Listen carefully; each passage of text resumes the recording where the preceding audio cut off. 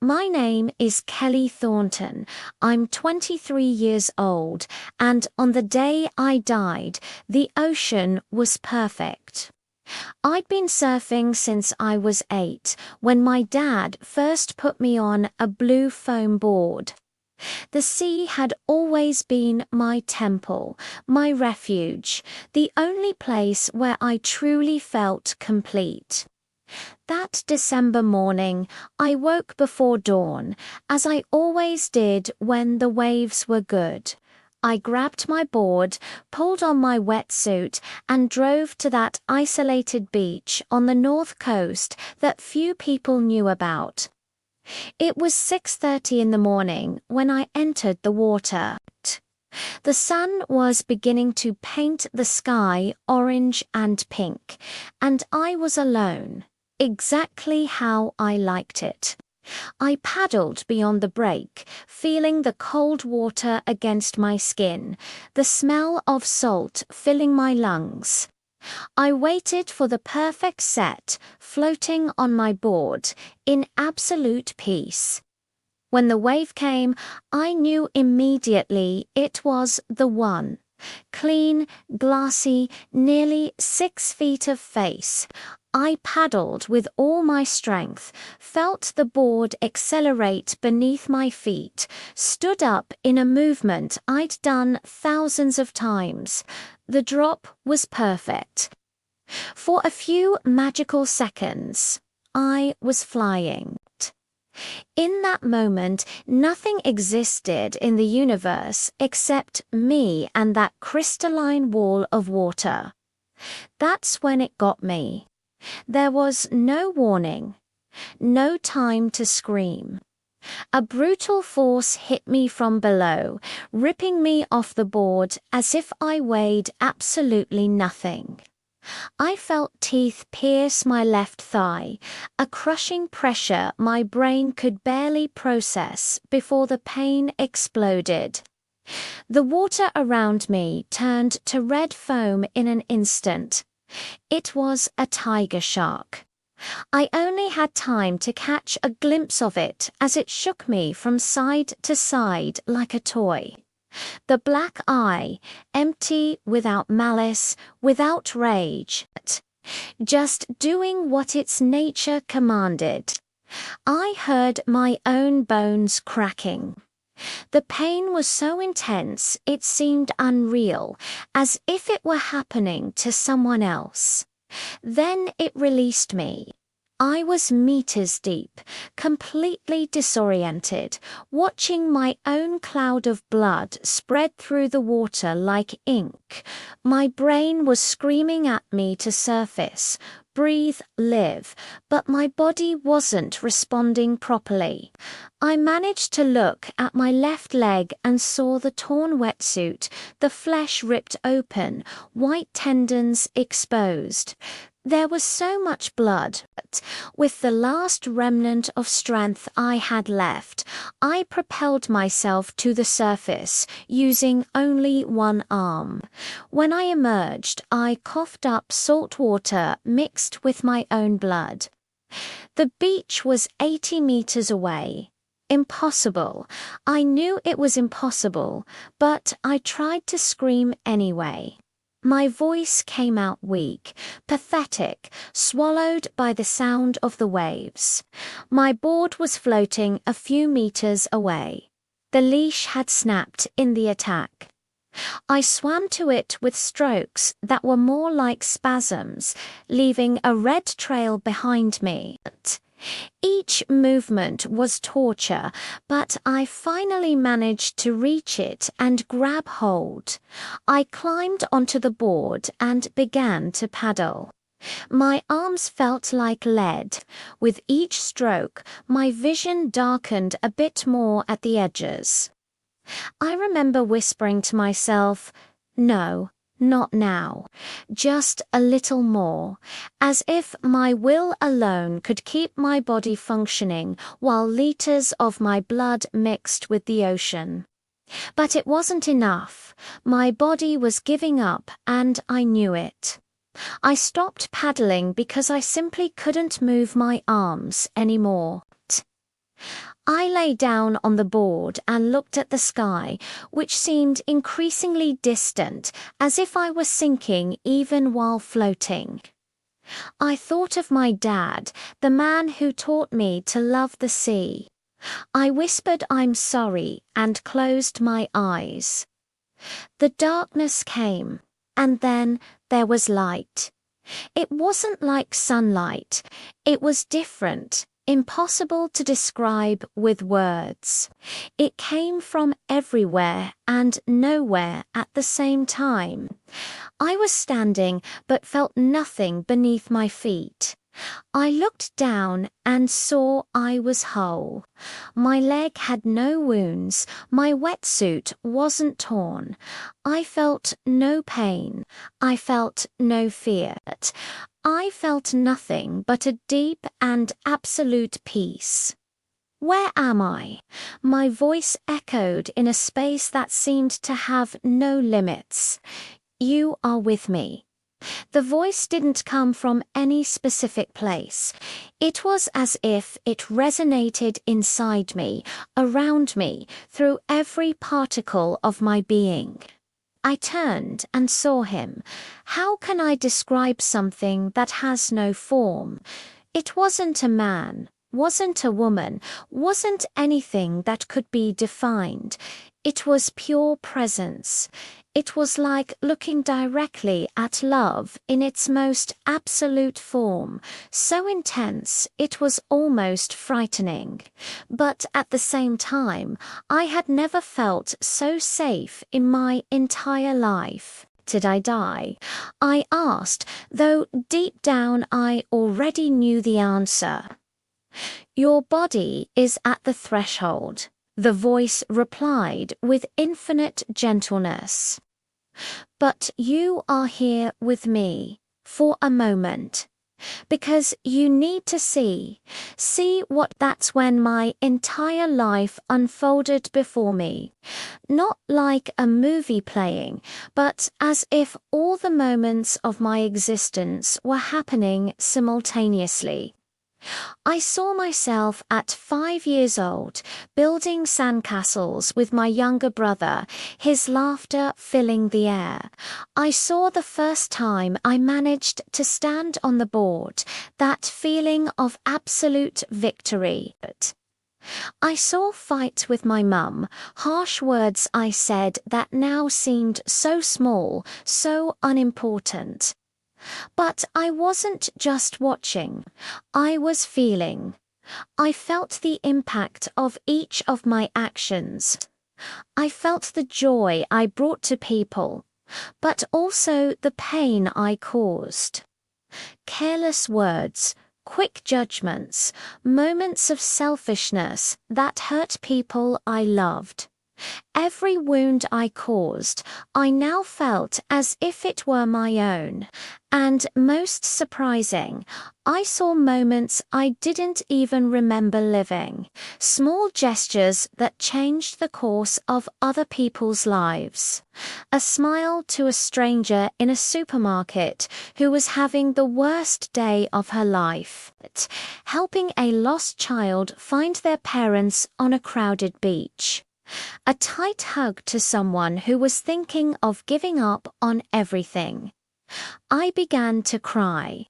Tears streamed down my face, but they were different tears from the ones I knew. I didn't know, I whispered. I had no idea it was so important. Every moment is important, the voice said. Every choice, every word, every action. You are connected in ways you cannot see while in physical form. A life is not measured in years, Kelly. It is measured in love given and received. I thought of all the times I wasted time on insignificant worries. Silly arguments, resentments I held for years, fears that prevented me from living fully. I wasted so much, I said, feeling the weight of those lost moments. You also loved much, the presence replied, and I felt that affirmation reverberate through my entire being, and there is still more love to give, if you want. I looked at him, confused. Does that mean I can go back? The choice is yours. A portal opened before me. Through it, I could see my body floating on the board, the red water around it. I also saw a man running down the beach toward the water, a fisherman who must have arrived for the first fishing of the day. There was a chance, small but real, of survival. If I go back, will it hurt? I asked, already knowing the answer but needing to hear it. Yes, it will hurt a lot, and there will be a long road to recovery. Your leg will never be the same. Surfing, which is everything to you, may never be possible in the same way again. I stood there, suspended between two worlds, thinking, surfing was my entire life. Could I live without it? Could I look at the ocean without feeling terror? Could I carry the scars, physical and emotional, of a shark attack? But then I thought of my younger brother, who had idolized me since childhood, of my parents, who had already lost a child in a car accident 5 years before and couldn't bear to lose another, of my boyfriend, my friends, all the hugs I haven't given yet, all the words of love I haven't said yet, all the smiles I can still bring to the world. I want to go back, I said firmly. I want to live. I felt something I can only describe as a smile emanating from that presence. Then go, Kelly. And remember, you are never alone. You never were. The love you felt here with me is always with you, in every breath, in every heartbeat. I'm going to forget this, aren't I? I asked, feeling tears in my eyes again. Human memory is so fragile, you won't forget completely. It will stay with you like a song whose lyrics you can't remember, but you recognize the melody. And in the moments when you need it most, I will be there. I always have been. I took a step toward the portal. I stopped and turned one last time to that light, that presence, that impossible to describe love. Thank you, I whispered. Thank you, Kelly, for choosing to return, for choosing love even knowing it will hurt. The pain hit me like a tsunami. No, worse than that. It was as if every nerve ending in my body was on fire. I gasped, my lungs filling with air for the first time in minutes that seemed like an eternity. I was lying on the board, the water gently rocking around me, and the pain in my leg was so intense it almost made me pass out again. I heard shouts. Someone was swimming toward me. Hold on tight, love. It was an older man in a faded t-shirt swimming with impressive strength for someone his age. I tried to respond, to say I was awake, that I was alive, but all that came out was a weak moan. The pain was unbearable, but I could feel the sun on my face. I could hear the seagulls. I could see the infinite blue of the sky. I'm back, I whispered to myself, crying. I'm back. The fisherman reached me, tied a rope to my board, and began pulling me toward the beach. I clung to the board with all the strength I still had, fighting to stay conscious. On the beach, there were already more people. Someone was shouting on the phone, calling an ambulance. Gentle hands pulled me from the water, laid me on the sand. "You're going to be all right," someone said, but the voices seemed to come from very far away. I looked at the sky one more time. The clouds moved slowly, so beautiful, and for a brief moment I felt that presence again. Distant now, but still there, like an invisible hand holding mine. I survived. The doctors said it was a miracle. 23 stitches in my left thigh, femoral artery almost completely severed, massive blood loss. It made no sense that I was alive, but I was. The surgeries were long and painful. Recovery was even worse. I learned to walk again. I learned to live with chronic pain, with scars that look like claw marks running across my leg. I learned to deal with nightmares, with the fear that woke me in the middle of the night drenched in sweat. It took 2 years before I could get back in the water. 2 years of physiotherapy, psychological therapy, nights crying because I thought I'd never be the same again. My friends supported me. My family held me when I wanted to give up. My boyfriend held my hand through every painful step of that journey. And when I finally went back, I chose the same place, the same beach where I almost died. People thought I was crazy, but I needed to do it. I needed to face that fear head on. I entered the water slowly, my heart pounding so hard I thought it would explode. The cold water touched my feet, and I had to stop, breathe, fight against the panic that threatened to overwhelm me. But I kept walking. I kept going because I remembered that moment with God, that presence, that absolute love that told me to return. I paddled beyond the break and sat there on my board for long minutes. I cried. I let the tears fall freely as I felt the gentle rocking of the waves. The fear was there, yes, alive, pulsing, real.